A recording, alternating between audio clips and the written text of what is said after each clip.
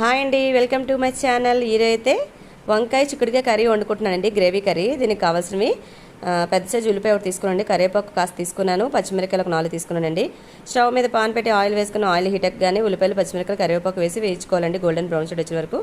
ఆ తర్వాత కట్ చేసిన చిక్కుడుకాయలు, వంకాయలు కూడా వేసుకోవాలండి. వేసుకున్న తర్వాత కాస్త సాల్ట్ వేసేసుకొని మూత పెట్టుకోవాలండి.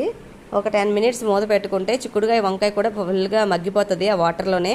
ఇంకా వాటర్ అయితే వేయవసరం లేదు, కర్రీ అయితే మంచి టేస్ట్ వస్తుందండి.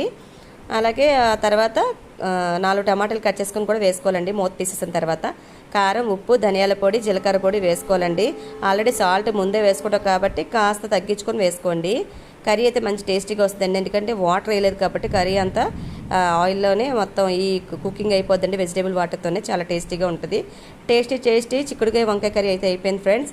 ఈ వీడియో నచ్చితే లైక్ చేసి సబ్స్క్రైబ్ చేయండి మర్చిపోకుండా. Thank you.